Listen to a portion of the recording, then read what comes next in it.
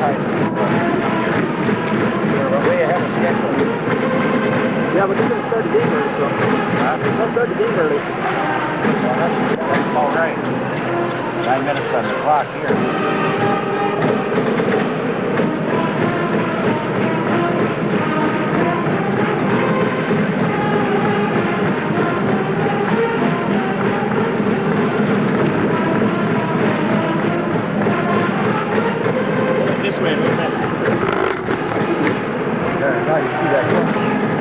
As the Lakeland and Hubble Lakes play their second consecutive week in the Dome, but for a change, they're playing a different team. They're not playing the Ewan Trout Creek Panthers anymore. They put them away for the season. Now, what you alluded to earlier, Al, the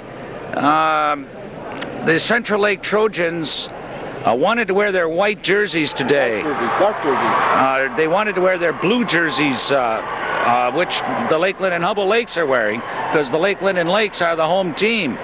But the Trojans have been having an awful lot of luck with their blue jerseys as they strung up that 8-game winning streak with blue. Understand they did have some damage to their white jerseys in a fire. Some rumors say they were destroyed. Some rumors say they were just smoke damaged. But at any rate, they asked Lakeland, and the story goes, Coach Ron Warner, whether he would, if he would switch his jerseys from dark blue to white. And the story goes that Coach Warner said, no, this is our home game. We're not going to do it. We can't upset what we've got going here, a good thing. So I'm sorry, but the Trojans are going to have to find some other alternative. And they did. They went to Traverse City, where the nickname is... We'll be introducing the receiving team for Central Lake and the offensive starting team for Lakeland and Hubble. Central Lake, number 10, Tim Hennefeld. Number 11, Chad Fletcher. Number 12, Dwayne Shaw. Number 20, Chris Eldrington. Number 23, Scott Hessenberg. Number 41, Todd Ager. Number 43, Jason Snerry. 56, Mike Warner. Number 70, Scott Furious. Number 77, Tom Simonson. And number 85, Kane Dorenzi. For the Lakes of Lakeland and Hubble.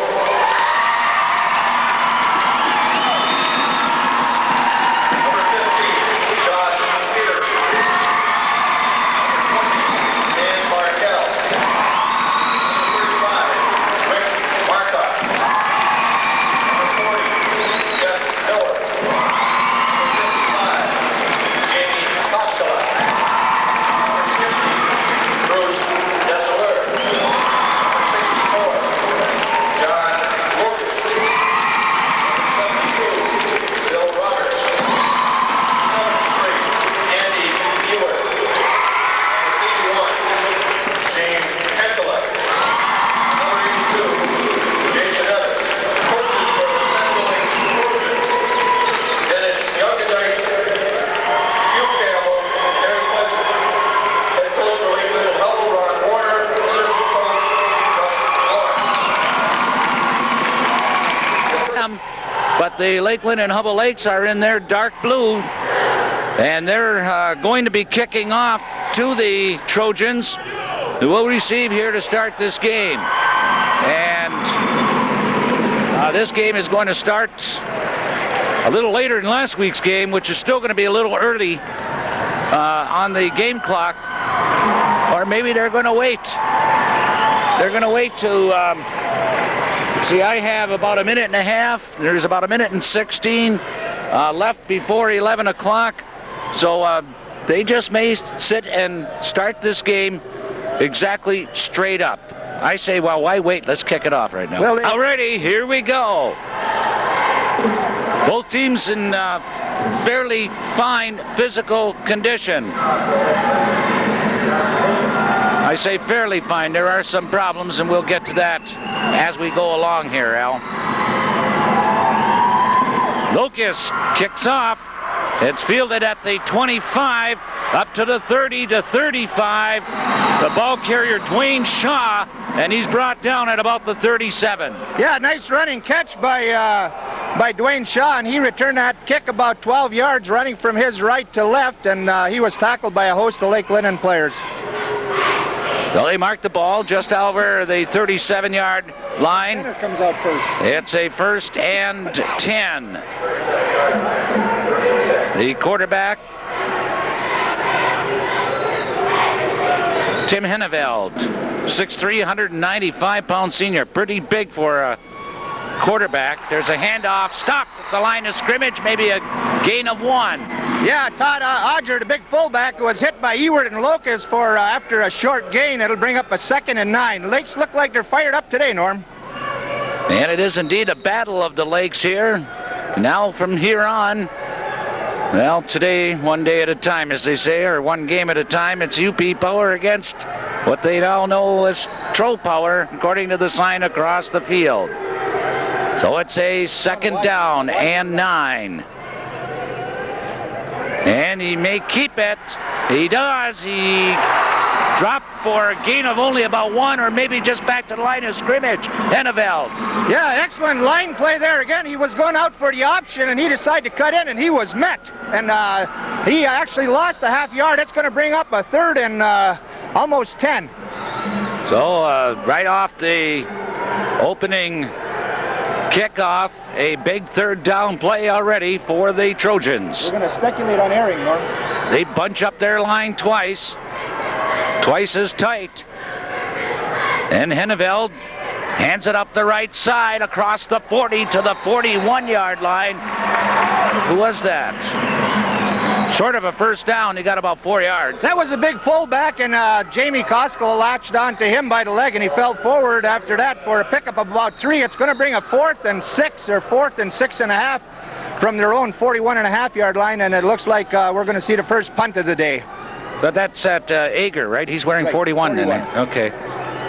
Already, and the deep men back, Ricky Marcotte, Dan Barkel. And we have a flag. I don't know if they lined up wrong, somebody lined up wrong, or exactly what the problem. I think they moved. There's movement. I'm waiting for the preliminary, but it looks like the right end of Lake Linden, he coaxed the defensive or the offensive Trojan into moving by his eagerness to get in there. Well, that's what happened. So that'll push him back 5. It's a 4th and 11. 36. And the ball is back at the 36-yard line. What number is that punter, Gary? So they'll have to punt it from his own 30.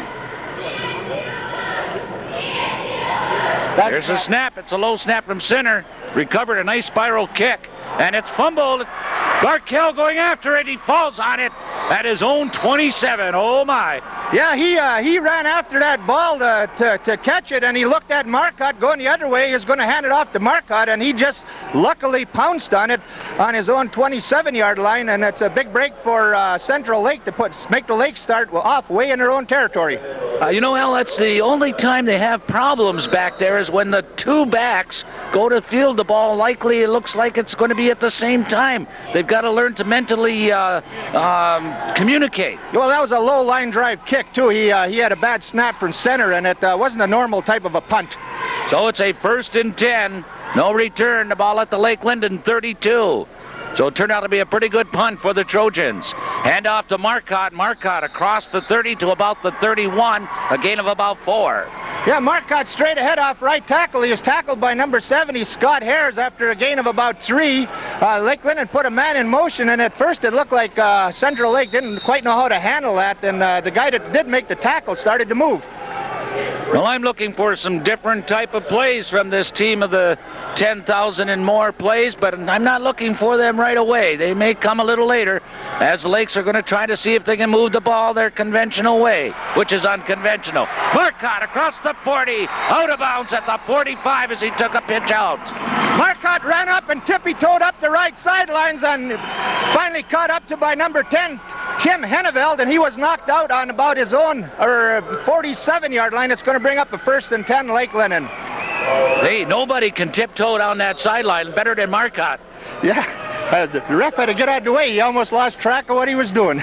So the ball is marked at the 47 of the Lakes. It's a 1st and 10, the first down for either side here in the early goings of the first quarter. Pitch out to Miller. Miller's got a little running room, crosses the 50, the door closes, but he gets down to the 48-yard line. Miller ran wide to the left and turned the corner. Number 20, Chris Eldrington, was waiting for him, but Miller put his shoulder into him and picked up 5 yards on a carry that probably shouldn't have got back to the line of scrimmage. 2nd down and 5. Jeff Jakovich comes in. This the very scene of that beautiful pass play to Jakovich that did not result in a touchdown, but it set up one as he was run out of bounds last week after catching it and scampering down to the 4-yard line.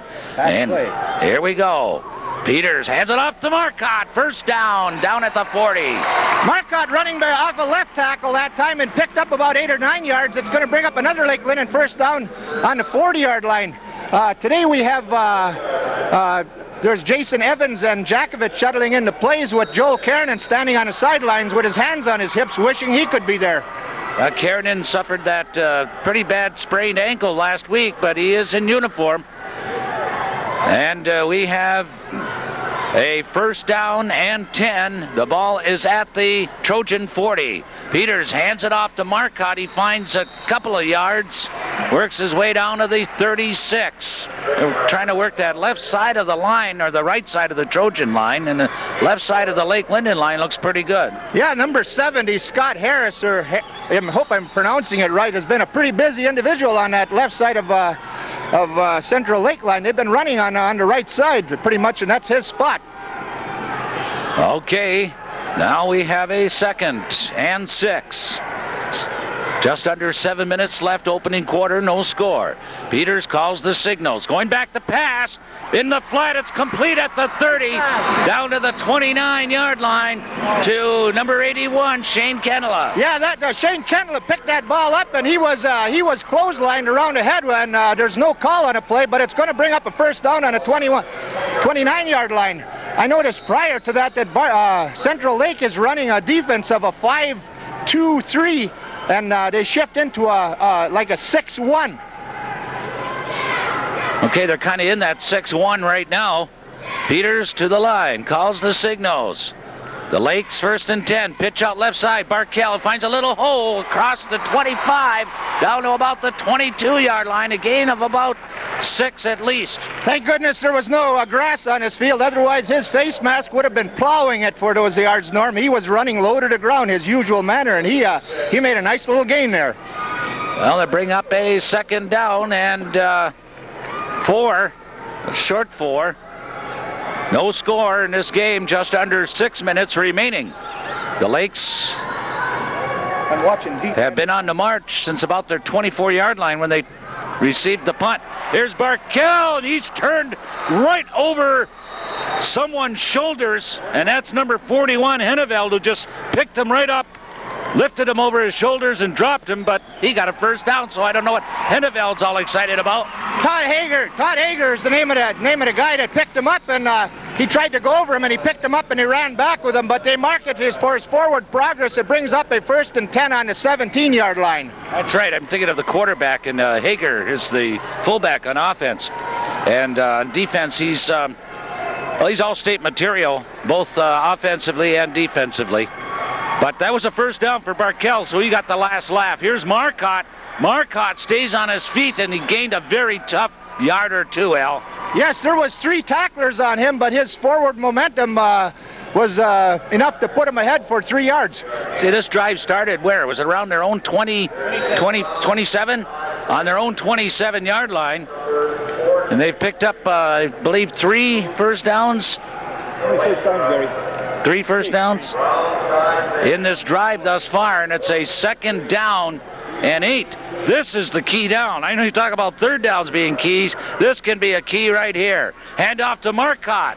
Marcotte down to the 10-yard line, and by making it a good pickup by key, we mean you got to get down there close where you can pick up that 1st down, and they now have 2 yards to go about 4 yards. Yes, Marcotte run on the left side behind an excellent block by Jeff Miller on on that play, and that's what sprung him loose for those 4 yards. 2 plays to go that far, I should Coming say. wide this side. 4 minutes remaining here in the opening quarter, no score. Peters quarterbacking, handoff. Marcotte follows his blocking. He's close to a first down. Marcotte has the first down if they mark it on his forward progress by about a half a yard. And it is 1st and 10. 1st and goal. 1st and goal at the 6-yard line. I look for Central Lake to call a timeout on the next play, but they're getting to a point now where their backs are to the wall, and they're going to have to change something there on that inside. But so far they haven't called it. Well, this has been one of the longer sustaining drives that you'll see a Lakes team display. Starting at their own 27. Miller's the ball carrier. Boy, I'll tell you, that was dangerous. He worked his way down to the 2. He had the ball tucked under him, but someone stripped his left arm. The good thing the ball was under his right arm, but he carried it till he was tackled with only one arm in control. Yeah, that was a good power run by Jeff there. Jeff was running real low to the ground, and one of the tacklers did pull out his arm from the left side, but he managed to fall down on the ball with still holding it in his right hand. Oh, here we go. 2nd and goal. The ball just outside the 3. Peters calls the signals. Hand off. Marcotte. He runs slow. Touchdown. No flags. The Lakes get on the board. A couple of real nice blocks there, if I can pick them out, by Bruce DeZellier and Jeff Miller. Sprung him in, and he was tackled about 5 yards deep in the end zone. So that puts the Lakes on the board first here today. Well, that's a 77-yard drive. And now they're going to go for the 2-point conversion here. They went 70 some yards in 10 plays. Yeah, the ball started under 27, so 70. There's the pass in the coffin corner. Does he have it? Yes! Jeff Jakovich owns that corner. That was the UP ref that gave him the 2-point conversion. The guy standing right in front of him didn't know what to call, and he looked at the other fellow, and he put his hands in the air. He did the same thing, I remember, in a game down here on the other end last year. Yeah, he wouldn't make the call. The guy stood there, wouldn't make the call. He looked at the other guy to make the call. Oh, I'll tell you, he owns that corner where he runs in the right angles at the back of the end zone, and he uses his 2 feet to use all the grip. Today, for the first time with the ball, they don't want to really show nothing for the guys in the crowd with the clipboards. 1 pass in that 10-play drive, and the Lakes go out in front 8-0. Here's the kick. It's a low one. It bounces into the arms up to the 30, 35. Number 11 is Fletcher. He fumbles. It's picked up. It's picked up by the Lakes. Here's Ewert. Ewert across the 20, the 15, down to the 12-yard line. He recovered a fumble. That was Andy Ewert, and he was lumbering down the left side. He was trying to play Johnny Locust style of football there, but he got caught by the last man back, number 10. And the Lakes are going to take over on the 14-yard line. This here looks like a reverse of the Central Lake game last week when they played Bark River. Bark River turned the ball over every time they had it, and this time here they look like they're playing like Bark River. I hope it rubbed off. There's a timeout in the field called by Central Lake Trojans. We'll take a timeout here. First quarter action brought to you by Lindner Chevy of Hancock. 10-play drive that covered 73 yards for the score for the Lakes. And then after the kickoff on the first play from scrimmage, Chad Fletcher fumbled, picked up by Andy Ewert, and he lumbers his way down inside the 15-yard line of the Trojans. Lakes 1st and 10. Pitch out to Marcotte. He gets around one tackler, and then he's brought down at the 10-yard line. Oh, blitzing from the left side. Red dogging, and he ran. Marcotte just kind of hesitated and let the guy run right by him. And that was number 23, Scott Essenberg. If the first guy would have caught him, he probably wouldn't have gained anything, but the guy overcharged. Yeah, Essenberg said, by golly, I should have been in his lane. That's right. Shoulda. You know what happened to shoulda.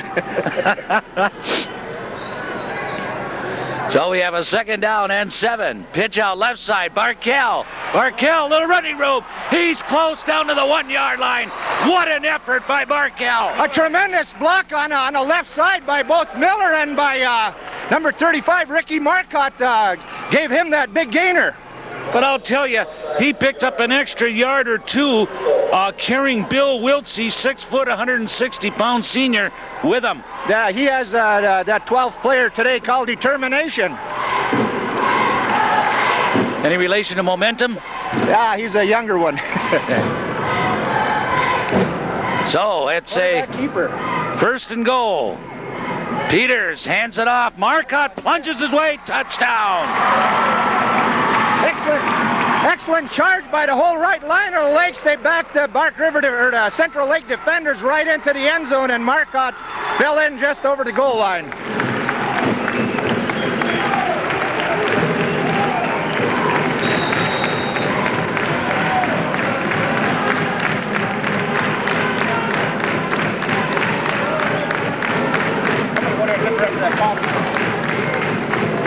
Lake Linden Band in the background. Where the Lakes go, so goes that band. And not every team can say that. Here, this two-point conversion attempt, a pass to the same corner, and it is complete to Barkell. Well, they ran that very same identical two-point conversion attempt, only to two different people. Jakovich went a little deeper into the corner than Barkell. Barkell didn't need to. And the Lakes now go out in front, 16-0. And those two-point conversions are important. It's the same identical two-point conversion play, Al, this time to Barkell instead of Jakovich. And Barkell didn't have to go that deep in the corner to get it. He was wide open. So two important two-point conversions. 4 points is 2/3 of a touchdown. I don't know. It's in the second quarter. The Lakes fans are standing on their feet. Pretty quiet on the other side of the field right now. Here's the kick. It's a squibbling kick. It's fumbled. And it's picked up by the guy who fumbled it for is Ager, their big runner. And Ager moves across the 30, about a gain of about 4 after he initially touched it. It'll be 1st and 10. We have just about a minute left, minute and 17 in the first quarter. The Trojans have had the ball for all of 5 plays. And they haven't had a chance to get anything going yet, Al. Well, what Ron Warner said Wednesday night, that in order to beat this team, you have to have ball control. You have to keep it away from their good offense, and so far he's been able to do that. So he has run a different type of game plan. Well, I don't know if it's different time, but he's just been making shorter gains with his offense. Well, he's running some time off that clock, that's for sure. Handoff right side, trying to go outside across the 30 to the 35 is John Potter, and he gets a grand gain of about a yard or 2. Yes, what we're seeing today, or what I'm seeing for the first time for the whole 92 season, is the Lake Linden team really being fired up. We're seeing linemen going out to make tackles way on the sidelines on that particular instance, and they're really into this game. For some reason, they must smell the roses. Okay, we have 20 seconds left now in the first quarter. First quarter action brought to you by Lindros Chevy of Hancock. It's a 2nd down and 9. Handoff left side. Gain of about a yard. Nowhere to go for the big guy, Ager. Yeah, he was tackled by Eward after a pickup of a couple. But what I've also noticed today, Norm, is that this year will be the 5th consecutive regional title that the Lakes are shooting for.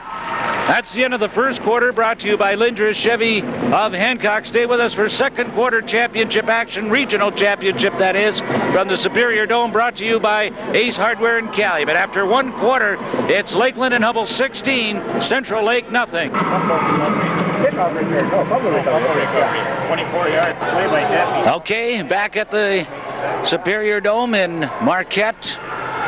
It's a 3rd down and 7. The ball at the Trojan 38. The Trojans with a 3rd and 7. A keeper for the quarterback, and he gets a couple of yards, and he's stopped at the 40, Tim Hinneveld. Yeah, he was tackled by number 50, Scott Backus, Jamie Koskela, and Bruce DeZellier. And if you wanted a few more, Jeff Miller was standing right there watching, and little Barkell in case they needed any help. So it's a fourth down, obviously, a punting situation, 16-0.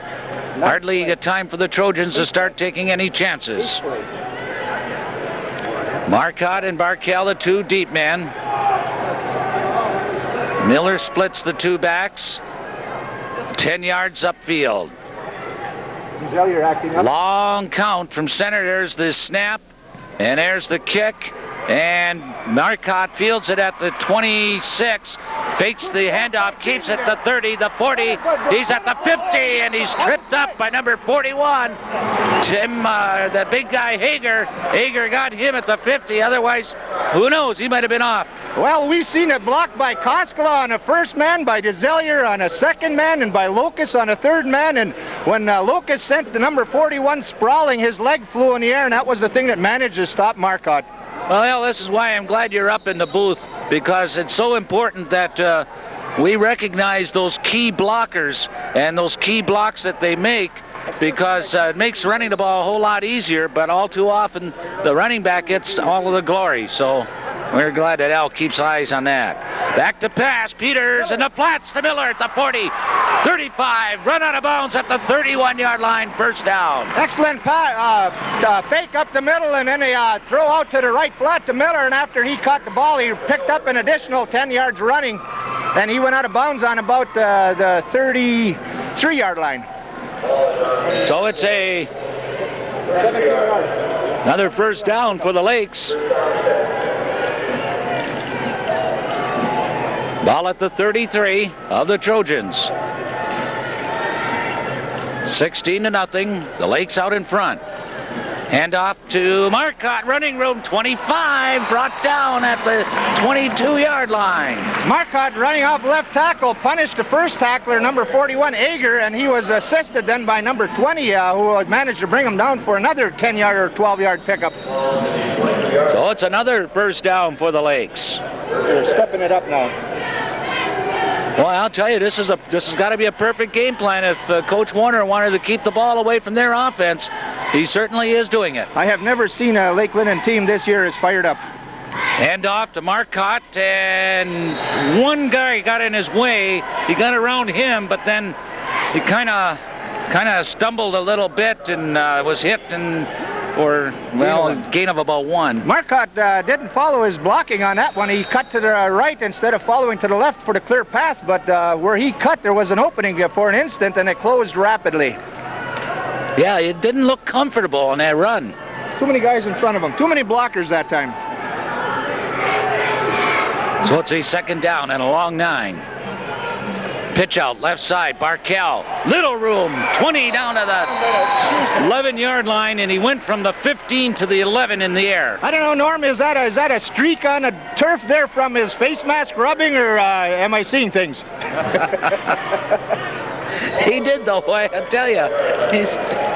I don't know how you tackle him from the top, or you can't get underneath. There's no room to get your hand in there. I think you have to jump on him.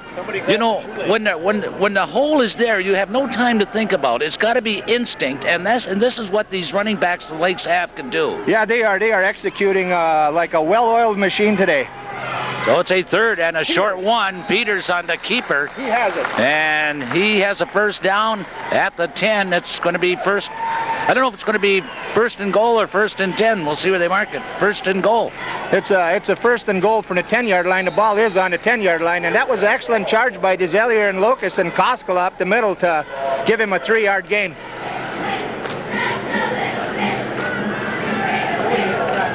It's just about the length of a football away from first and 10. Handoff, second man through. Marcotte, he's tripped up. Gain of about a yard, and that was a pretty good tackle by number 20 of the Trojans, Eldrington. Yeah, he met Marcotte real low, and that's actually the only way you can stop him. He was on his hands and knees on the ground when he hit him, and he held him for about a yard gain. I think if other players take note, they'll find out that's the only way to stop him. Of course, you got to get to him first.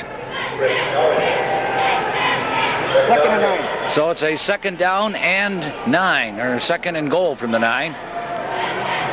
The Lakes out in front, 16-0. Hand Handoff. Miller, he's got it. Touchdown.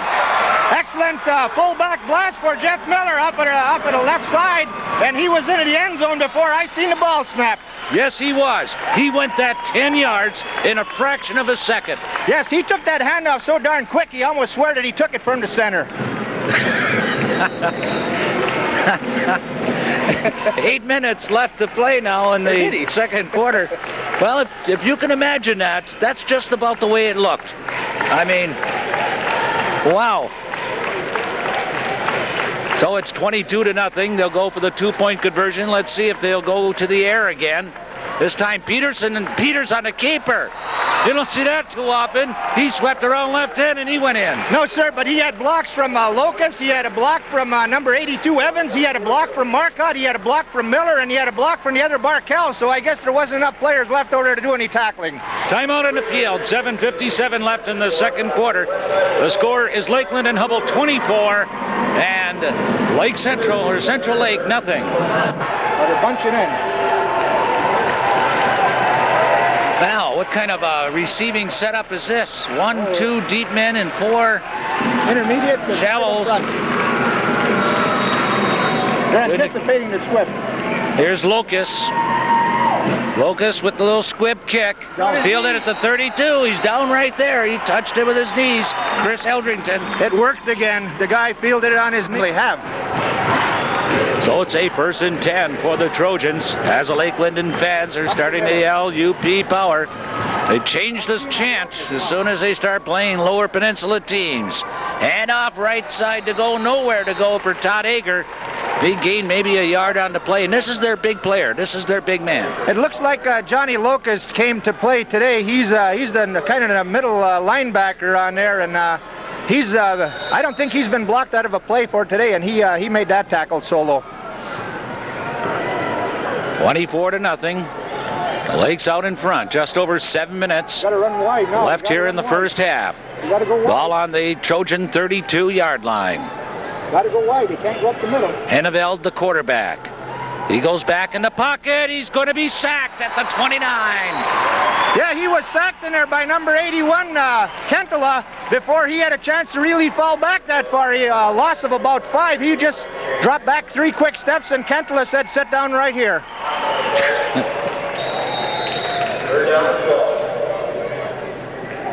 24-0. Well, the pass didn't work. Now they got to go wide, Norm. What's the other regional pairing? Is McBain is it, and Marion? Okay, 3rd down and long. Fumble the ball. There's fumble, but he picks it up. He runs left on the option, and he gets across the 40, and he lost the ball, but after the whistle. Yes, he was tackled back on the original line of scrimmage by Jamie Koskela after a pickup of about 3, so it's going to bring up a 4th and about 10.5. So at the 32-yard line. That was their 11th play from scrimmage in the first half. In 3 possessions. So this is their 12th. This includes 2 punts and another play that turned into a fumble. So other than that, you've got 9 running plays. Snap from center at the 20. Kick is away. The kick is high. Nice kick. Back. Hell yes. Marcotte says, "I don't want any part of this." It went over his shoulders, dropped at the 32. It did get a Lakeland and bounced there because it bounced out of bounds. Yeah, it bounced instantly out of bounds. Yeah, well, at least we put them inside so they don't have to suffer. You think the Lakes are fired up today? I think you are too, Al. Here's Marcotte sweeps the corner, 40, 50, and he steps out of bounds at the 49-yard line. Boy, nobody can turn the corner and walk the tightrope better. Yes, that was a pickup of approximately 20 yards, and Locust was leading the pack that time, and everybody was kind of dodging him, so finally one guy had enough courage to get in front of him. Timeout. So the Trojans call a timeout. Well, only one shopping day left until the big day. No, I'm not talking about Christmas. Car all day. Singing "Oh Lonesome Me." Yeah. Okay. Set to resume play here. Ball at the 49. It's 1st and 10. Back to pass Peters, downfield. He's got a man open. It's complete at the 25-yard line to Jason Evans. Yeah, that was a beautiful thrown pass to Jason Evans down in the 22-yard line. Actually, it was a little underthrown, but Jason Evans was far enough ahead of the last defender that he could wait for it and still make the catch. Holy man, the ball at the 20-yard line. See, with the exception of the extra point attempts, the extra points, the Lakes have gone to the air only on about 2 other occasions here this morning. Just over 5 minutes left in the first half. Handoff left side. This time it's Marcotte. He bowls his way for an extra 6 yards after he was initially hit on the 12. I see number 20, number 22, and number 41. Or number 11, wondering what happened there, and Marcotte was past all 3 of them after knocking them down. He was finally tackled by number 40, right down, or number 10, right inside or outside the 5-yard line. I'll tell you another thing, Al. Bunker, number 22, was slow getting up. Yeah, I think that first guy was also a little slow getting up. He didn't know which huddle to attend either. Just under 5 minutes left here in the first half. Miller. And boy, it's some good fake off there. I missed it, and turned out to be a handoff to the first man through. Is that Miller? Miller good for a yard or so. That was a quick handoff to Miller up the middle, and he picked up 2 yards off of the left side, and he ran into big number 75, I think. And number 75 looks like he don't know what happened either. So 24-0 is the score. The Lakes out in front. The ball is inside the 5-yard line, where it's a second down and goal. Peters hands it off to Marcotte. He carries one man who tried to arm tackle him down close to the goal line at about the 1. Yeah, number 50, who happens to be Bill Wiltsey, he tried to take the ball and arm tackle Marcotte, but Marcotte's got the ball pretty well under control in the last few games. He hangs on with 2 hands, and he also took Wiltsey for a couple extra yards closer to the goal line. He said, hey, you want to hitchhike? I'm going this way. So here we go, 3rd and goal from the 1-yard line. Peters, the quarterback, hands it off left side. Marcotte close. He's in. Touchdown. Yeah, Marcotte run off a left tackle that time, and he was met by a defender who was also slow getting up, number 12 again, Dwayne Shaw, and he took him into the end zone with the ball. 3:41 left here in the first half.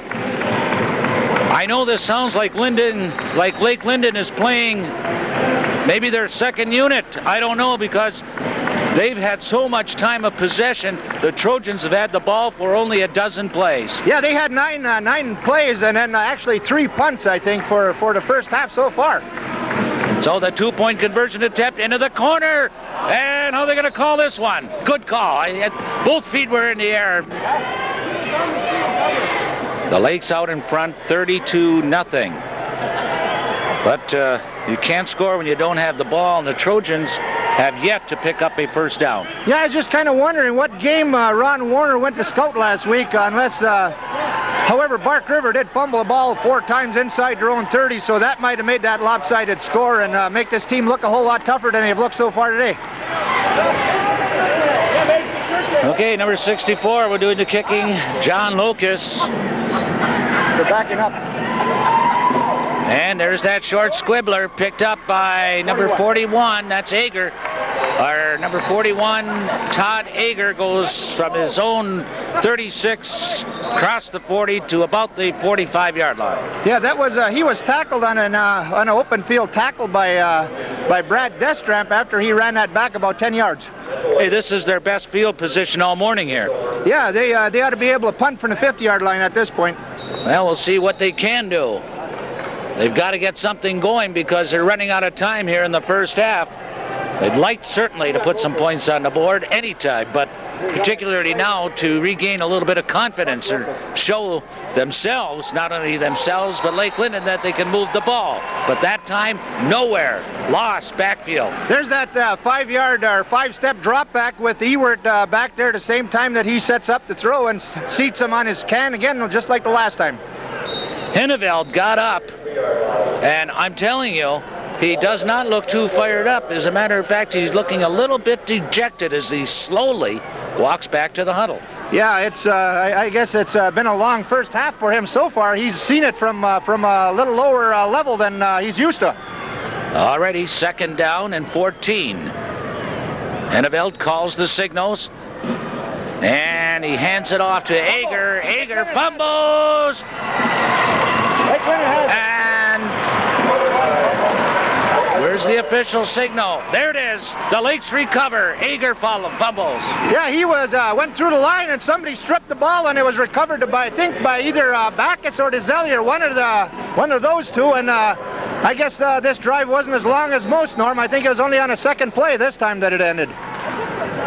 So that's a total of 13 plays, 14 plays they've had the ball, 3 punts, and 2 fumbles.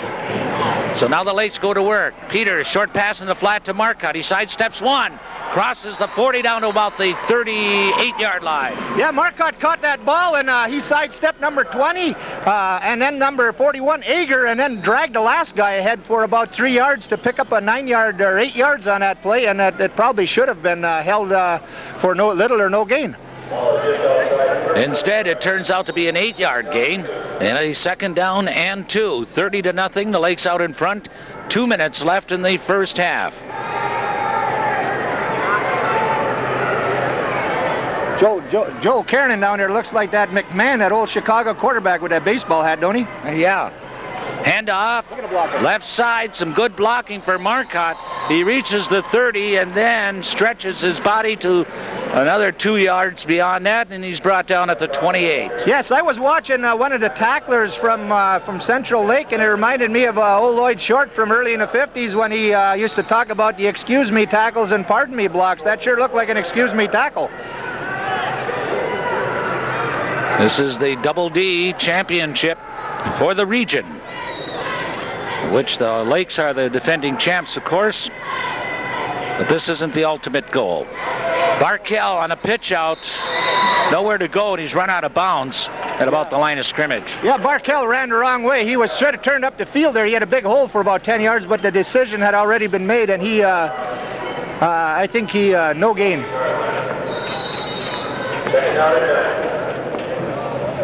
He didn't have anywhere to go, so he just chose to run out of bounds with it anyway, and just as well. You don't take any abuse out of bounds normally. Except if you play in the National Football League. Here's a handoff. Marcotte breaks a tackle. Down to the 20. He's going to be about a yard shy. Yeah, that tackle there was an arm tackle again by Todd Ager, who's in on most of the tackling for the day. And he still managed to scramble for 5 yards after he was knocked off of balance. The Lakes, no doubt, are going to try to punch it in here. They've got just 50 seconds left in the first half. You don't want to get this close and let the time run out on you without hitting pay dirt. There's Marcotte to the 15. Yeah, Marcotte, and again he's tackled by number 51, and he's slow getting up because he looks like he twisted his ankle. Oh my, he's not getting up. He's not getting up, and that is not good.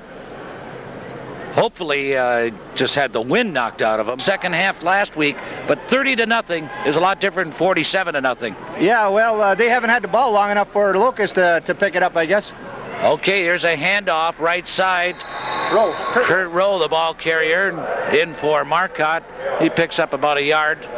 Yeah, Kurt Rowe should have followed his blockers that time, but he scampered real quickly and got into the heavy material there, and he was tackled after a 2-yard gain. I think if he'd ran to the outside, he could have probably got a first down.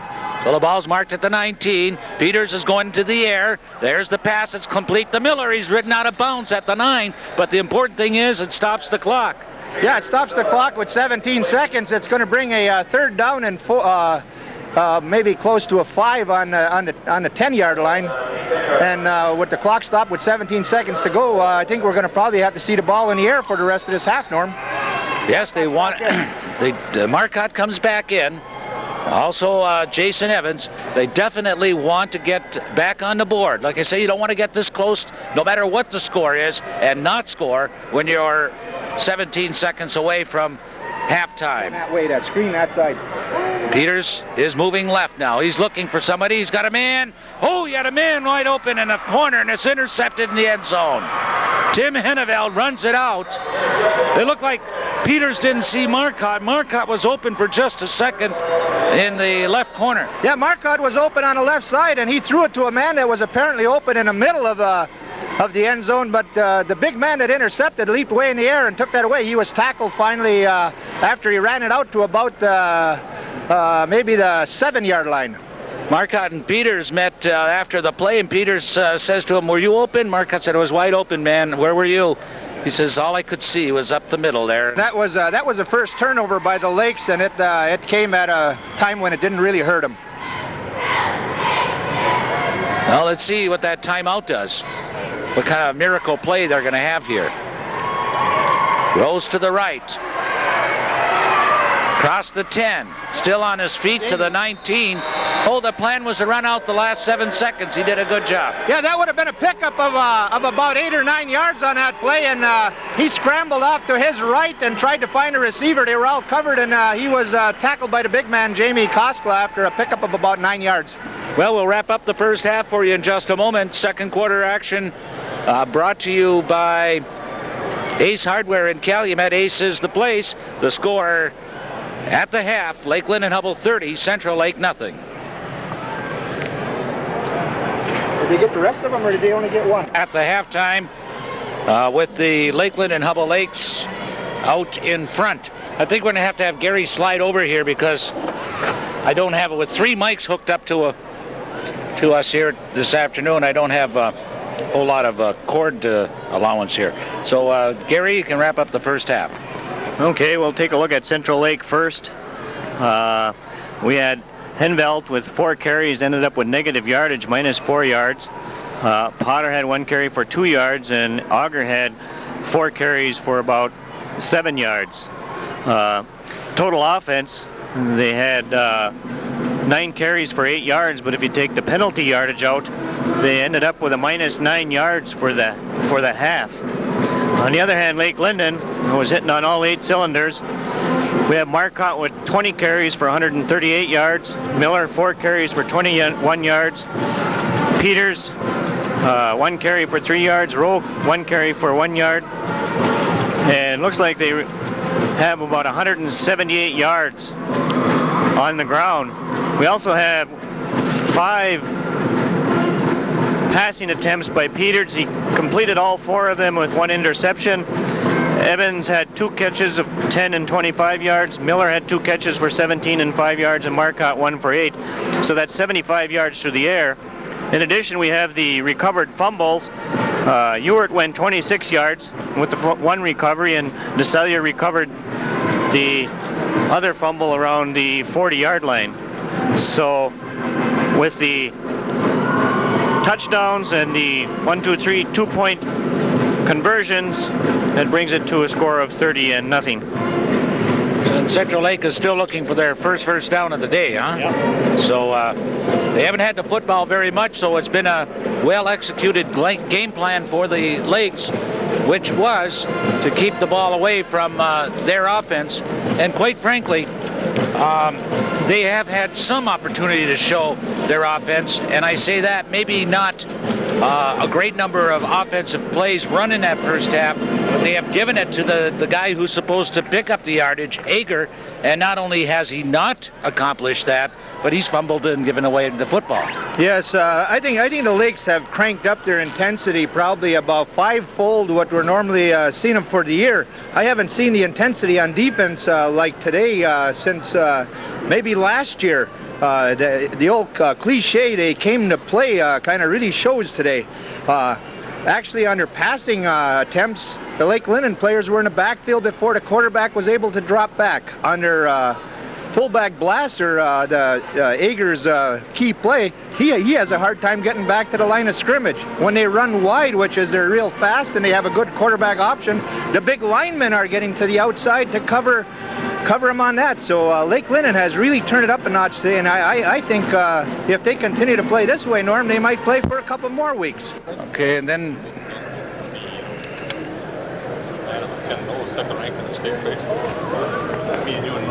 Alrighty, Norm and Al and Gary all with you. We're about a minute and a half away from the opening kickoff of the second half here with the Lakes out in front 30-0. After this word from another one of our fine sponsors from Gallio Insurance, we'll be back with that kickoff. Statistically, score-wise, in every phase of the game, it's been Lake Linden-Hubble. And the Lake's name here in the first half, 30-0. Yes, and the whole... Well, it's going to be interesting to see how the Trojans respond here after a first half, which they don't want to talk about, I'm sure. really kick. Not only didn't they have the ball too often, but when they did have the ball, they gave it up. A couple of fumbles. And here's the kick, and that's a squib, and the Lakes lost it. And it's going to be a 1st and 10 for the Trojans. It hit the front line of the Lakes, hit a player, and bounded right back into the arms of a Trojan. Almost looked like a planned play. Yes, and they are marking the ball back somewhere. I don't really know what's going on here. I guess you can't advance a fumble. It wasn't an onside kick, so you can't advance it. They had to go 10 yards there, line up there. It went 10. It's the Trojans' ball at the Lakes 49-yard line. Handoff left side, a gain of about 4 on the play. For number 41, that's Ager. Ager was tackled by Ewert and Locus after a pickup of about 4, and looks like the Trojans are coming out here with a little more intensity than the first half. Well, I'm still trying to figure out that kickoff. They hit a Lake Linden player, and I'll tell you, it just came back from where it originated so fast and right into the arms of a rushing Trojan, and he just kept going with it. But they mark it at the 49. Now it's a 2nd down and 6. There's a flag, and we haven't seen too many of those flags today. Yes, the preliminary indication it's against the Trojans. I don't really know what it was for, but I didn't see anything myself. But that'll negate the first gain they had for 4 yards, and it'll be a 2nd down and about 11. The Lakes had a penalty today? No. They haven't had a penalty. 2nd and 12. And that's the second penalty, I think, for the Trojans. Yes. So it's been penalty-free, but not error-free. 2nd down and 11 at the Trojan 49-yard line. Whoa, what was that? That was a stunting. Lake stunting on defense and nowhere to go. Fumble. It's picked up by Miller. He's going all the way. Touchdown, Lake Linden. Oh, boy, I'll tell you, we've seen a whole quarter of football here in a matter of a minute or two.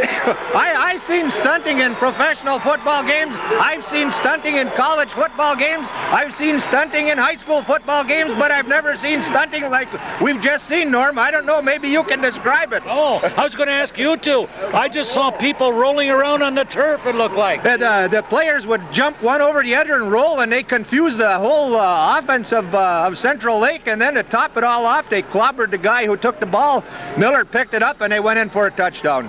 But, I mean, isn't that movement in the line, or, I mean, isn't that illegal? Not on a defense, but they sure had those Central Lake boys wonder what's going on. Here's the point attempt after. The kick is up, and it's good. It's good by the Finnish exchange student, Marko Sipila. Oh. Yes, I'm still chuckling over that stunting, Norm. I hope somebody got that on video because it has to be reviewed to see what really went on. It almost looked like the players were in a hurricane coming from the sidelines, and they all went down, and then they switched places. You know what? When you do that, you're going to have to tell the referees that you're going to do it before it happens. Otherwise, they might throw a flag. No, they don't. Not unless you cross the line as a defensive player. But, boy, those poor offensive tackles and guards on Central Lake, they didn't really know what to do. And that's what I think left room for the defensive backs to get in there and cause a fumble. Oh, my. Oh, my. That is, I've never seen him do that. I've never seen it in high school football. Hey, Larry, you get that on film, that stunting? Wow. Were two linemen involved in, or were there? It looked like the whole line, but I don't. I'm not sure. I couldn't see why. They looked like they were chasing worms. Okay.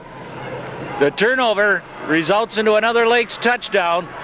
And here's the big guy Ager with the football. He crosses the 40 after the kickoff to about the 42. So it's a 1st and 10.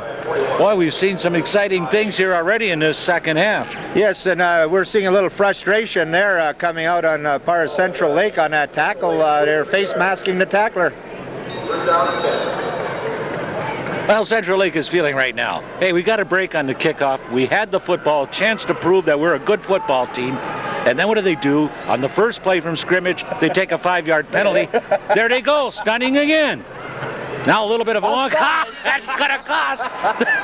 The Trojan on the other side of the football went offside. Yeah, I guess that's it's between DeZellier and Ewert. It looks like one is rolling and one is jumping. I really can't describe it. You'd almost have to see it. The outside guy rolls into the inside, and the inside guy jumps over him and assumes the outside position. And the offensive team assumes an offside. Well, I'm sorry. It kind of looks like to me if you go to a 3-ring circus and you watch the doggies roll over each other. Yeah, I know. That's humorous. Oh, boy. Oh, are they lined up now? One goes low and jumps over. Oh, are they stunting? Handoff left side to the 41-yard line, and that's it. Close to getting back to the original line of scrimmage was the ball carrier, number 23, Essenberg. Yes, he picked up about a couple of yards on that play back. Actually picked up about 7 to get it back, or 5 to get it back to where the ball originally was. But we're seeing Lake Linden players still playing with that first half intensity. Just amazing, amazing, amazing. Where do they got to get the players there? Is 73 and 50 doing that? 73 and 60. 73 and 60. Handoff right side. A little bit of running room for John Potter, this time across the 40 to about the 41-yard line. And he'll bring up a 3rd and 9. Yeah, that was a run like it was going to be an option play to the right, but he was met by a host of Lake Linden tacklers there, and he picked up 2 yards. So you would say that was DeCellier, and who else are doing the stunting? I think that's DeCellier and Ewert. It depends on how they line up, really. You don't know what's going on there anymore. Who knows? Who knows? Watch the videotape. Look at his new defense. Back to pass. Up the middle, it's complete, but very little gain. Not a first down, that's for sure. Very excellent coverage by Johnny Locust there. The pass was thrown about 5 yards over center, and Locust met the receiver as soon as the ball did. He managed to hang on, but it's going to bring up a 4th and about 5 from their own 48-yard line. That was Essenberg, and he's paying for it. He walks very slowly back to the huddle. So it'll bring up a 4th down now. The ball at the 48-yard line, standing at his own 35. The punter for the Trojans. It's hard to pick up the numbers on the sleeves. And that's their quarterback that does the punting, Henneveld. Barkel at his 20, crosses the 30, 35, ridden out of bounds at about the 36. Yes, a real high punt. Central Lake had excellent coverage to get down there. The ball came down on about Lake's 20-yard line, and little Barkel got an excellent block from Jamie Koskela and advanced about 15 yards where the Lakes will take over 1st and 10 on their own 36-yard line, and I think we're seeing some clean jerseys, so to speak. Tell you, the folks on the side of the Central Lake Trojans, their fans have had nothing to cheer about here today. Absolutely nothing. There's not been a bright spot. Handoff right side to Roll. Roll does not get back to the line of scrimmage. He's about a yard from that, so it'll bring up a 2nd down and about 11. Yeah, the Lakes have switched here from the M backfield to the our backfield here in the second half on their offensive series, and they're also putting Jakovic is now in there. Of course, I think he's shuttling in plays. So 7:30 left to play here in the 3rd quarter, 37-0, with the Lakes enjoying the lead right now. And they have the football, 2nd and 11. There's a pitch out left side to Rowe. He's got a little bit of running room. There's a flag as he's brought down at the 40-yard line. Yeah, that flag is in the area where it usually would indicate it's against the Lakes for something or other. I don't really see what the preliminary sign is yet. There have been very few flags thrown here this morning and now afternoon. And I think that's about the 3rd penalty And if it's against the Lakes, that'll be the first penalty against them all day. It is against the Lakes, but we're waiting for the indication of what it's for. The referee's now coming over and he's indicating holding on the Lakes, so it'll be a big one walked off against the Lakes. That's going to bring down a second down, or bring up a second down, and probably in the neighborhood of 25 yards to go. Alrighty, so the ball is at the 26 of the Lakes. 37-0, 7-17 left to play here in the third quarter. The winner of this game will play the winner of the Marion McBain game. Where's Mendon, you say? Well, they're in another region that plays Region 3 and 4. It's regions 3 and 4. These are regions 1 and 2 today. Or, yeah. The next week we move into the semifinals. A little carry there by Kurt Rowe, who picks up 5 yards off a left tackle. He scrambled for around defenders, and he was finally brought down after a 5-yard pickup. It'll probably be about a 3rd and 17. To keep the football with 3rd and long yardage. There's a handoff, right side, gain of a couple. There might be a face mask there. Yes, it is a face mask on Kurt Rowe. That's the second face mask in a row, but the first one that was called.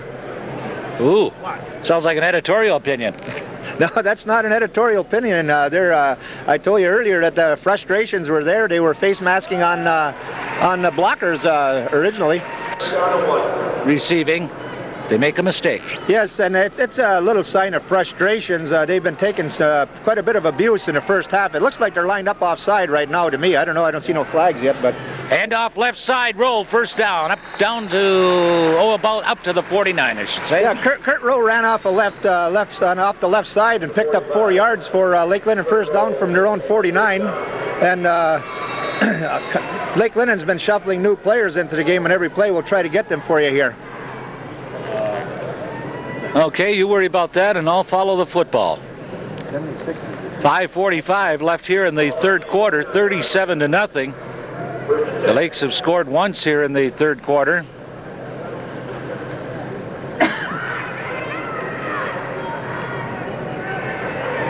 And the Lakes have yet to punt the football this afternoon, and they pick up another first down at the 49. Quick off the football, and a handoff Billy Roberts to Roberts, and Roberts good for about 4 yards to bring up a second down. So we got Roberts in there now, Barkell, and Rowe, and Peters is still the quarterback. In with the play comes Jeff Jakovich. Terrific. You know, if I was Jakovich, I'd come in there all the time and say, Coach says to throw to me. Yeah, he made the catch of the year last week, but on the last play, I really noticed a terrific charge by the Lakes line for Roberts to run through. Yeah, I'll tell you. It was almost close enough to being offside. There's a handoff, Barkell, nowhere. He's met. Pick up of 3. Didn't pick up that much. Well, he picked up, 1. Maybe 2. I'll have it with you. Yeah, they give him a pickup of 2. It's going to bring a third and about 3 with the ball resting on the Central Lake 44-yard line.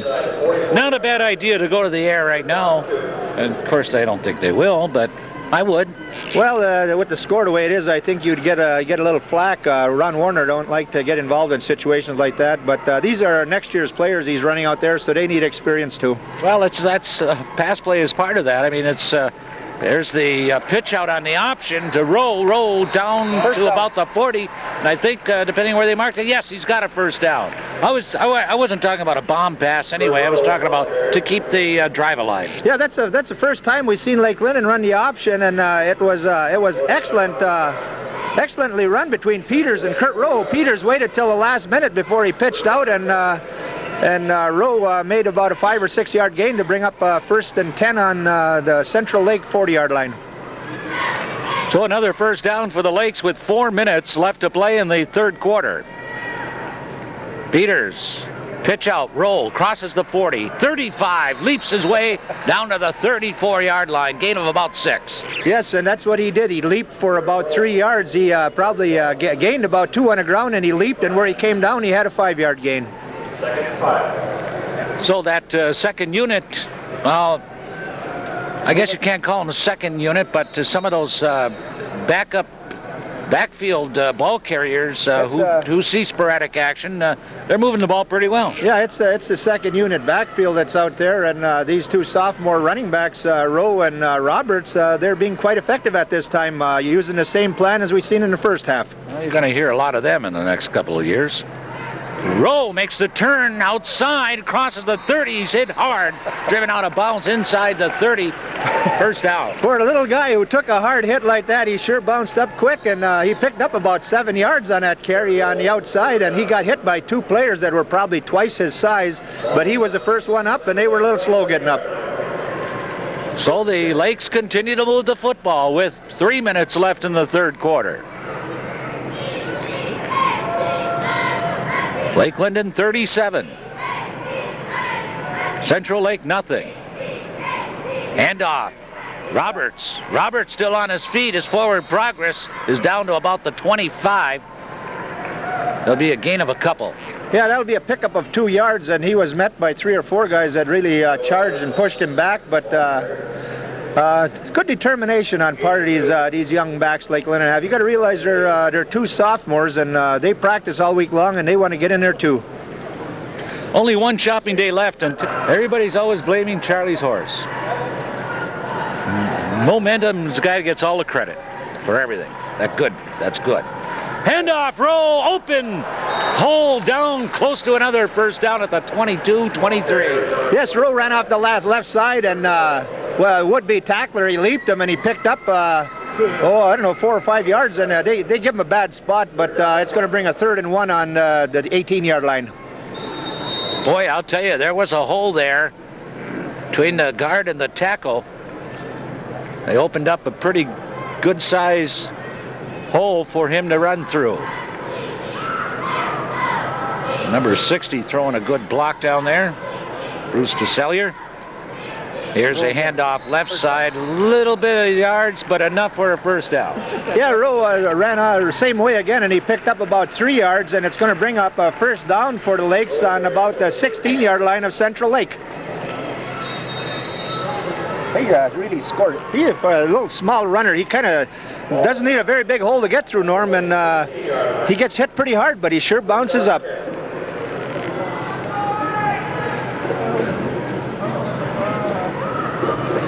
So the ball is at the 16-yard line where it's a 1st and 10.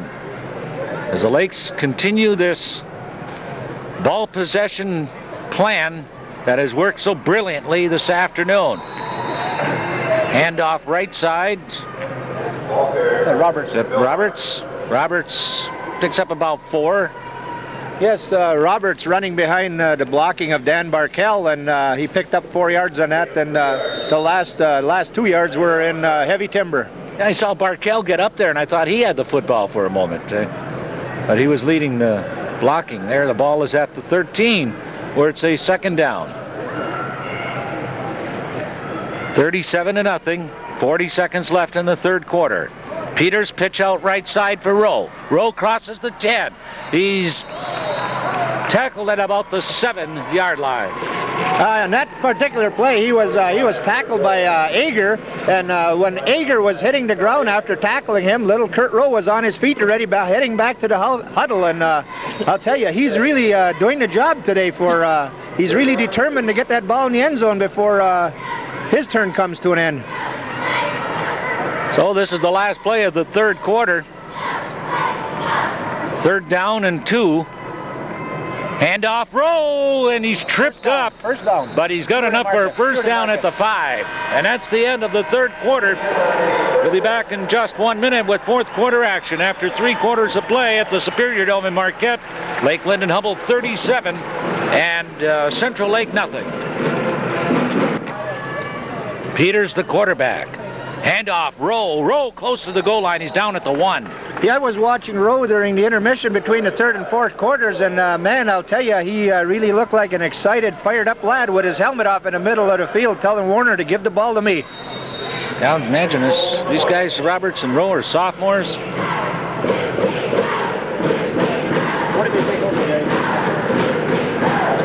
And they're playing so well whenever they get the opportunity.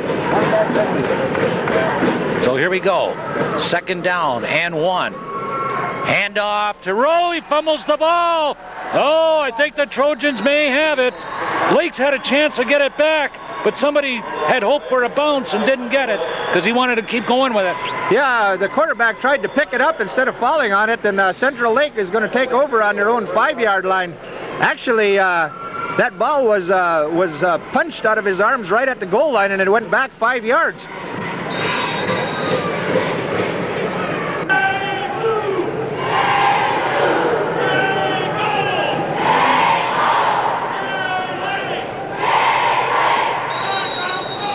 Have the ball 1st and 10 at their own 5-yard line.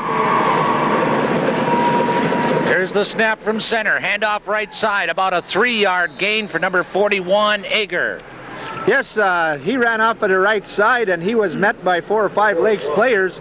But during that last time out, I thought saw the coach motioning to put the ball in the air, but apparently they didn't follow that plan.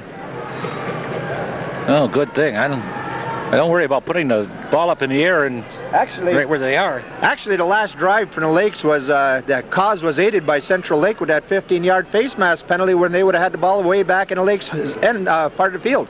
There's the stunting again. Pass up the middle, incomplete.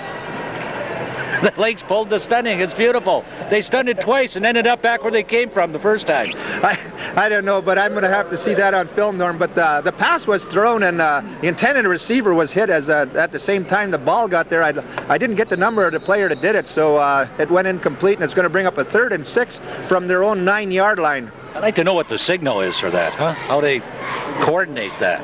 Watch how slow the ball is snapped by them now. Watch. Okay, so it's a 3rd down for the Trojans, 3rd and 6.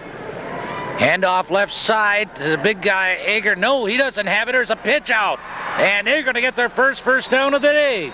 Esenberg crosses first down territory. We have a flag. But we do have a flag on the play, so maybe not. There's nobody there. Or is it a clip? What are we showing? He got enough for a first down. It's a clip. Oh, no, it's against the Trojans. Yeah, I don't know what that is for. It looked like he was trying to pitch a fast-pitch softball. The sign there that he gave was kind of different. That will negate the first down, the first down that they would have got in the game. And the last time the Lakes had the ball, they caused the problem by a face mask. I think what we're seeing now is a little frustration on their part. That was kind of halfback option, which caused a clip, actually, Al. And when the pitch finally went to the ball carrier, he had enough for a first down, but somewhere in between there was a clip. So that negates the first down. That brings up a 3rd back at their own 10-yard line. Yeah, it's back to the original line of scrimmage where it was at the start of the play, so it's just like a down that never occurred. Just over 10 minutes left in the 4th quarter now. Trojans still looking for their first down. There's a handoff left side to Ager. Ager good for a yard or 2. And that's going to bring up a 4th down, and they're going to have to punt it away unless they want to start gambling because they've got a long way to come back. Still 10 minutes left to play, but I'd still the smart move would be to punt it. Well, it's a 4th and 2 on their own 13-yard line. We'll see just what happens here. Another player's coming into the game right now, sending into play. So, and a real big guy goes out. 4th down and 2. Mike Alfred. The guy, number 71, Mike Alfred, he's 6 foot, 240 pounds. They're lined up in a punt. And Henneveld is standing at his own goal line, ready to take the snap from center. There it is. There's the punt. It's high. Lakes are gonna catch it, a fair catch at the 41-yard line by Barkell. So the Lakes in not too bad field position here as they'll start. Yes, and the first man down, number 23, was leveled by DeZellier or Miller, I'm not sure, so he wouldn't have been in any position to tackle. They could have ran with it. So it's 1st and 10, and we're going to have a new quarterback for the Lakes. Number 9. Doug Hodges, 5'9", 150-pound sophomore. Well, we got a sophomore backfield, huh? The whole new team in there. It's all new team. with the exception of Barkell. Barkell is in there, isn't he? Or did I see a 20? Or did I not? Maybe I was looking at 70. Well, at any rate, It's a whole new team, though. 2nd down and 9 coming up. Whole new team. No, Barkell's on the sideline. It's a whole new team. There's sophomores and juniors. Okay. I was looking at, okay, number 30, Roberts. Yeah, that's who I saw in there. 33. So 33 is in there. Averett, he's a junior. What's that upperclassman doing in there? Hand off to Rowe. He dives his way for a couple. Yeah, Rowe dove into the pile that time, and for a little softer landing than on the hard turf. Yeah. I'm trying to get the numbers here, Norm. Okay. 3rd down. 3rd and 6. With just over 8 minutes left here in the football game. 37-0. The Lakes have dominated this football game from start to now. The Trojans have not picked up a first down. It's been a frustrating day for them. They've been the cause of their own downfall in many respects. Rowe pitches out, gets his pitch out right side. He tries, gets about a yard, and that's it. Rowe was had his jersey grabbed by number 70, Scott Harris, who's about 6'1", 185 pounds, and it stretched, and finally Rowe came back like a yo-yo.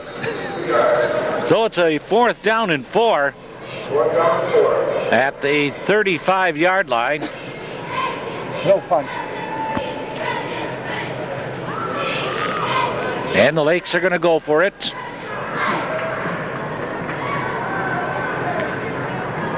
Backfield sets, pitch out from Hodges to Rowe. Rowe is close to a first down. I don't think he's got it, no.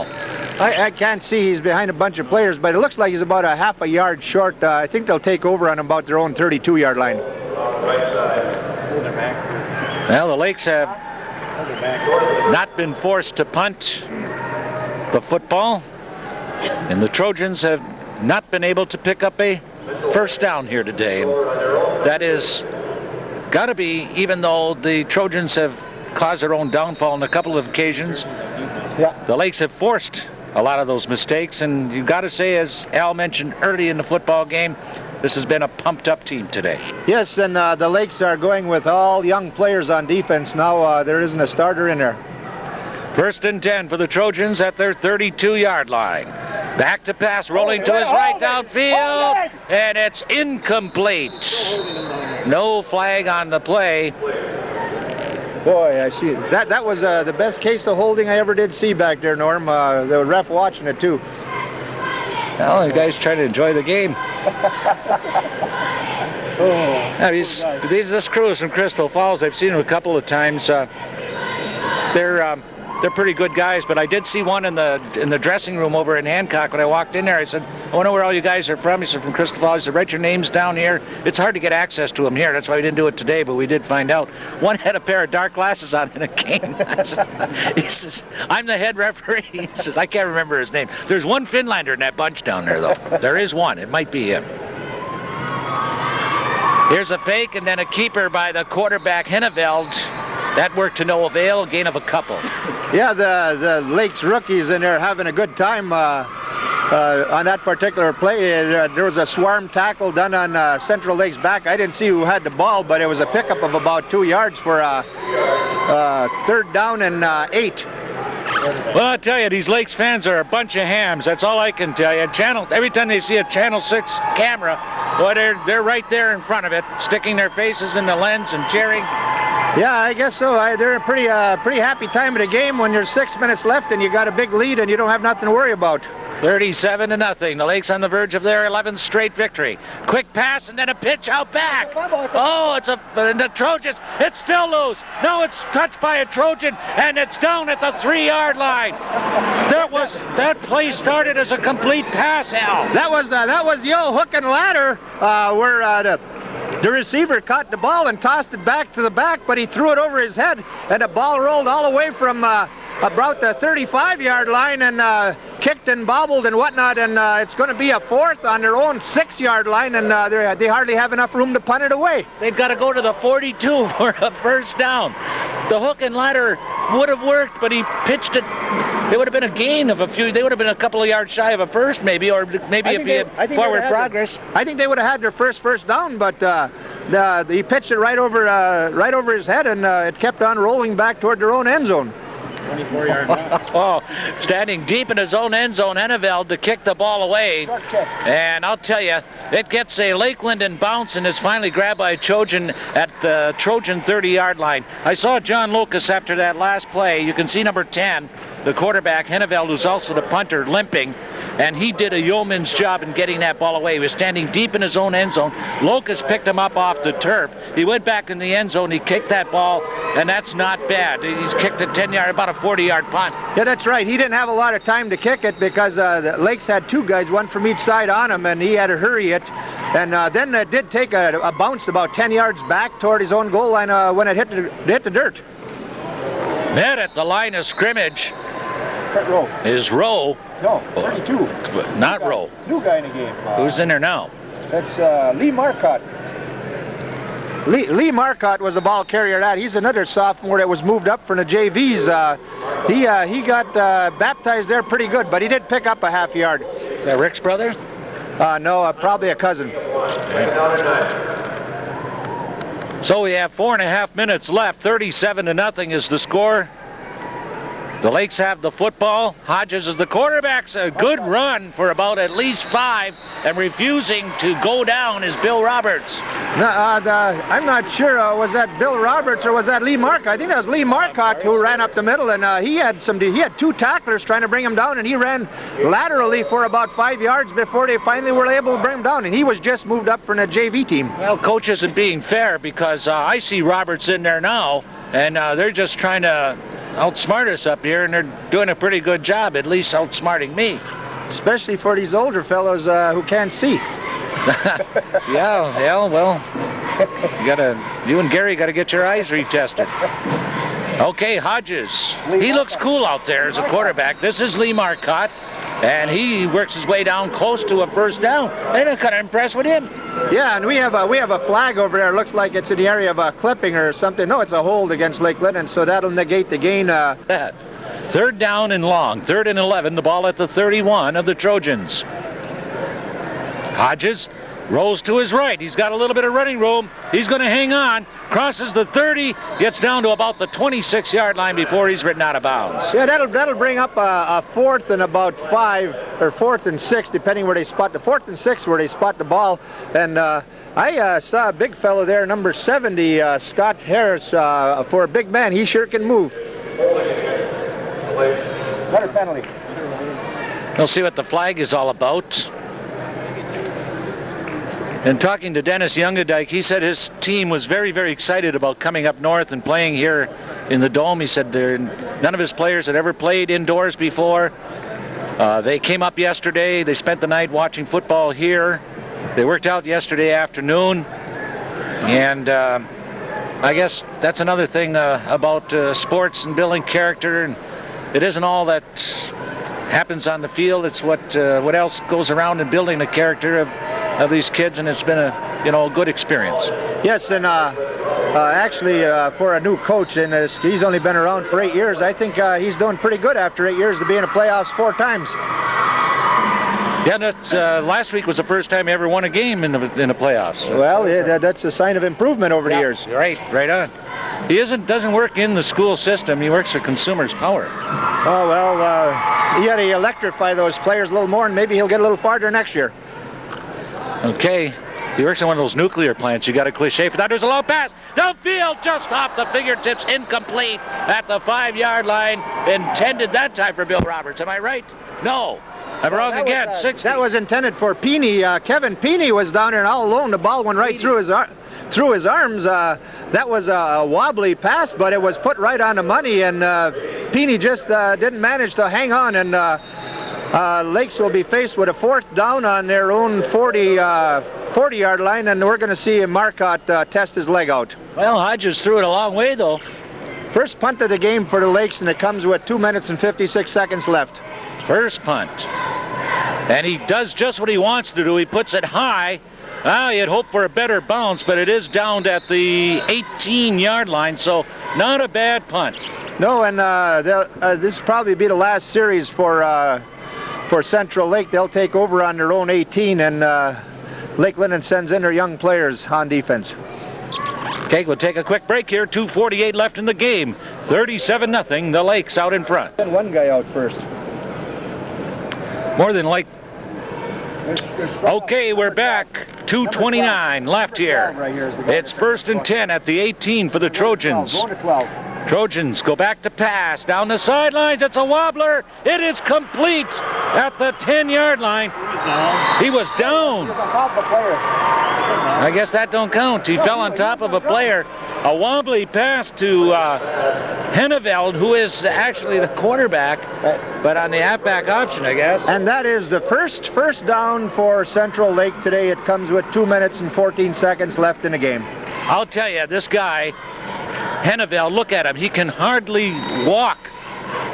He does the punting. He's the quarterback. And he says, well, if you guys can't catch him, I'll go out there and throw to myself. And he caught that pass.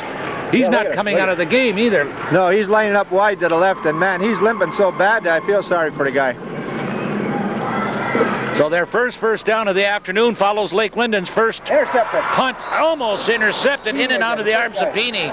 Yeah, he had the ball in his arms and he dropped it quicker than he did the last time, but I don't think he expected the ball to come to him. That was Peany out about 7 yards from the line of scrimmage, and it was thrown right in his hands. Minute and 52 left. Al, the Lakes will now meet the winner of Marion and McBain, and although we don't know the site, more than likely it would be here. Yeah, I think it would be here, and the Lakes players were hoping for Marion, but the last game between these two teams was won by McBain. Here's a short pass in the flat. It falls incomplete, intended for Henneveld. Oh boy! Yeah, poor Henneveld. He can hardly walk, but they're trying their darnest to get the ball down into the Lakes end of the field, and they continue to throw it to him. And that time he just couldn't hardly move anymore. I even question leaving him in anymore. You know, when you're that tired and you're that banged up, you're more vulnerable than ever. You've got nothing to save anymore. There's no face saving here. Yeah, there's some players on the other side of the field that haven't been out there yet. I think it'd be nice if they let them play on the turf. Well, they haven't played any of their second crew, have they? He can hardly walk. They have not played any of their second crew. I don't know what they're trying to prove. It's certainly not to the welfare, best interests of the players. John Potter, tough 2 yards. I mean, this team has been beaten up in the trenches. The backfield has been beaten up by the Lake Linden defenders all day long. Boy, I'll tell you. Yeah, that particular back, he was met by 9 Lakes players there after he crossed the line of scrimmage, and it's going to bring up a 4th down and about 8 with the ball on their own 48-yard line, and there's about a minute and 15 seconds left in the game. Well, now they send in a new quarterback, Chad Pletcher. He's the guy that fumbled when Ewert picked it up. Made that good gain. But they're going to punt. No, I don't know this what guy's they're a sophomore. What are they lining up in? You don't know either. I don't really know what this is. What down is it? Fake. It's a 4th down. Now there's flags. Too much time? Delay a game. We have a delay of game here with 53 seconds left on the clock, and it's going to bring up a 4th and 13. I think what they tried to do, Norm, is draw the Lakes offside on that, so perhaps they would have moved the ball into the Lakes probably down to about the 47-yard line with a 5-yard penalty against Lake Linden. They would have had a chance to go for it on 4th down. Or maybe he needed more room to kick so that he don't put it in the end zone. Actually, it will be, and even that is tentative. On Sunday night is the first word that they'll get. Fake punt. Fletcher is going to take it, and he gets back to the line of scrimmage, original line of scrimmage, and that's it. The Lakes will take over with 44 seconds left. Yeah, he was tackled over there in kind of a spin tackle. I don't really know who made it, but the Lakes will take over if there's no penalties here or whatever. There's a flag on the field. I don't know who it's against. The ball right now will rest. They're showing a penalty on Central Lake, so the Lakes will take over on Central Lake 47-yard line on downs. Only one shopping day left until November 15th. Are you ready? If not, stop at Trap Rock Gun Shop, open until 5 today. They have all your needs for gifts for the upcoming holiday season. They also offer help in selecting a gift for that outdoor person in your life. Layaway plans for Christmas gifts with delivery to your home on the day before can be arranged. At Trap Rock Gun Shop, your shopping worries are over. Call or stop by and look over today. The last penalty was a personal foul, and Lakes take over after a 15-yard gain on Central Lakes' 30-yard line, and with 28 seconds left in the game, I don't know if they're going to run off another play or they're going to let it run out. Lee Marcotte with a 2-yard gain. Clock is down to 19 seconds. Stay with us. Our post-game show coming up as the Lakes fans begin to cheer. They've had everything to cheer about again here today for the 11th consecutive time. The Lakes have won and will move to the state semifinals. Handoff right side. Some good running room for Lee Marcotte. He's got first down, but that's the football game. It's all over from the Superior Dome in Marquette. And we'll be back in just a moment with our post-game show. The final score, Lakeland and Humble 37 and Central Lake nothing.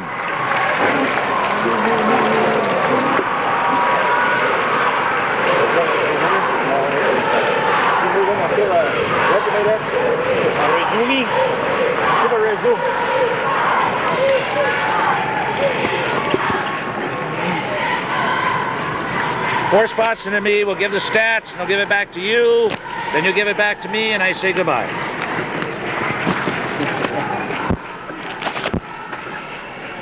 Take that home with you. He disconnected you. Yeah. Okay. He wanted to go downstairs.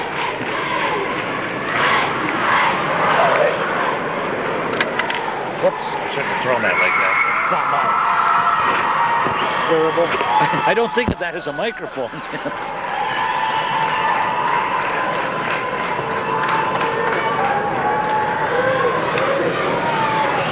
No time is listed, huh? Do you know when that Marion McBain game is today? Marion McBain? We don't have it listed. Played at Marion, too. It's being played at Marion, that's all we know. There's a high school directory down there, or you might find a station. I don't know. Doesn't say where, you're right.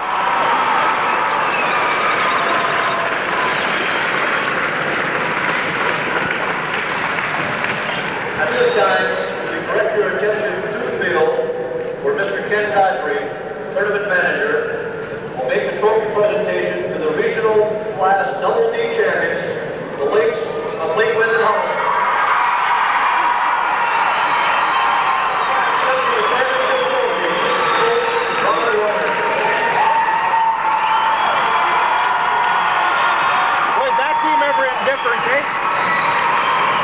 See some nice clapping on the other side.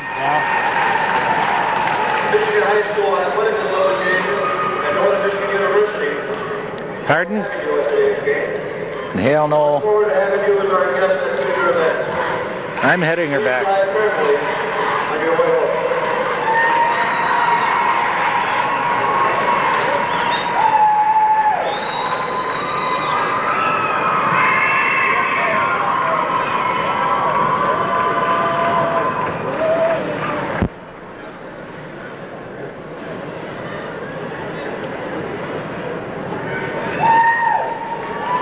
Well, the Lakes are going to have another piece of hardware to take back to the home of the Lakes today after capturing the regional title again in Class Double D, 37-0 over Central Lake here at the Superior Dome in Marquette. The stats are all one-sided. They all belong to the Lakes. Here's Gary Wenberg. We'll go first with Central Lake. Henvelt had attempted 8 passes and completed 3. A net gain and passing yardage was only 1 yard, as they had a 24-yard pass that was negative when they ended up on the 4-yard line. On the running, they did gain 23 yards. Auger had 3 carries for 10, Eisenberg 1 for 5, Potter 2 for 3, Henvelt 1 for 2, and Pletcher 1 for 3. They did get their first down in the game, but then it was canceled by the penalty. For Lake Linden, They attempted only one pass that was incomplete. On the rushing, we have all new numbers again. Rowe had 13 carries for 46 yards. Roberts 4 for 13. Lee Marcotte 4 for 10. And they had a net gain of 73 yards on the ground. Lakes did have a couple of infractions, holding for minus 20 yards in penalties, but Central Lake had a minus 40 yards in penalties. Who's playing Iron Mountain? Who's next game? Okay, 37-0 the final here from the Dome in Marquette. And we'll take a quick break, and then we'll come back with our post-game wrap-up here this afternoon. The champion Lakeland and Hubble Lakes of this region.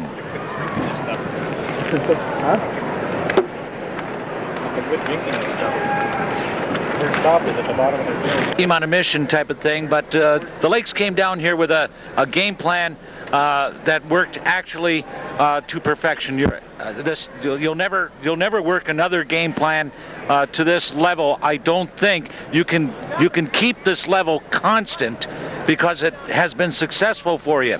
But everything worked today. Of course, there were mistakes on both sides of the ball, but it is like any sport, a game of mistakes. But when you talk about wanting to keep the ball away from an offense, the Lakes did just that today, Al. Yeah, they sure kept the ball, especially in the first half when they were building a lead, and all the Central Lake team was able to do was have 3 downs and punt, and then when Lake Linden did kick to them, they even recovered the ball on occasion in that first half. I think the second half, Central Lake had a couple of good breaks going for them, but they couldn't capitalize. And then they had a couple of Lake Linden had a couple of breaks that kept Central Lake off the board with Central Lake's penalties. All in all, I would say that of all the games I've watched this year of Lake Linden playing, I've seen them all. I have never seen the intensity of their defense, and I do mean intensity, both on the line and with their linebackers and the safeties and the whole team. They were all a well-oiled unit today. And number 41, Agers, who had about 1,100 yards during the year, I don't think he had 20 yards for the day. And I don't think he had more than a 5-yard gain at any one time. The way I seen it, Norm, I think I was the most intriguing part of the game. I'll go back to that stunting, though. I'm going to watch the film on that, and next week maybe I can tell you what they really did. Okay. Marcotte again, and another great day running. There was one little scare there when he went down. Yes, and that particular time he did fall on the ball, so it looked bad at first, but he just got winded. I think the Lakes now, after winning this game, are going to get into stiffer competition yet in the semifinal level from either McBain or Marion, and both of those teams have big players and they are quick. Yeah, it's really going to get tough now. The Central Lake team was not the formidable foe that everybody thought they would be, and that's not their fault. No, and Lake Linden came out like Norm said with a game plan, and he said the only way to keep them from scoring was not giving the ball, and they sure didn't have the ball. I think in the first half, I would venture to guess that they had the ball for something like 3 minutes or maybe 4 minutes the most, other than the punts, because Lake Linden just didn't give them anything on the ground. And I don't know if they threw a pass in that first half or did they throw one incomplete, but it was a game of defense today for the Lakes.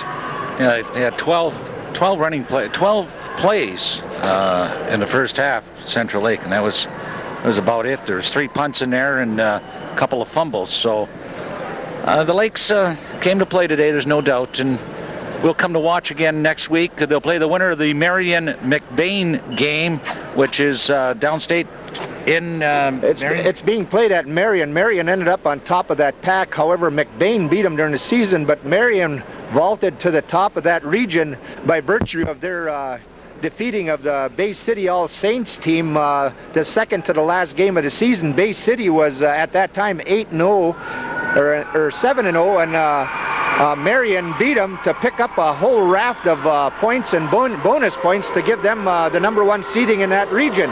So therefore the game is being played at Marion today.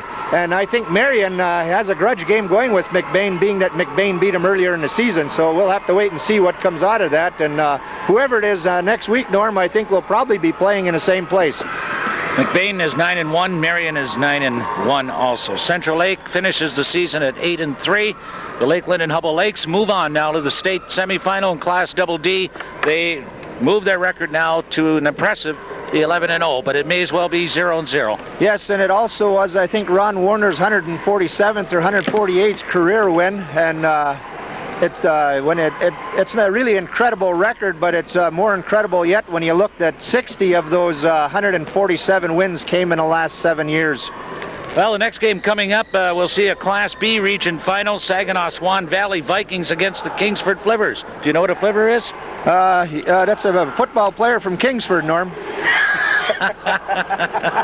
Do you mean to tell me I got a question for you can't answer? I heard that before, but I forgot what it was. I can't really remember. Well, years ago, Henry Ford had some automobile plants. He used to make cars in Kingsford. One of them was called a flivver. Is that right? Well, that's it's a good name then. Actually, Lakeland, the Flivvers do have a Lakeland coach there, and Danny Short, one of the assistants, and we're wishing them luck too against their lower state compatriots in this game. And next week we'll be back at the same place after maybe a few days in the woods chasing the deer around, and we'll see you then, Norm. Okay, thanks again, Al. And Gary, thanks for your help again. Good job on the stats.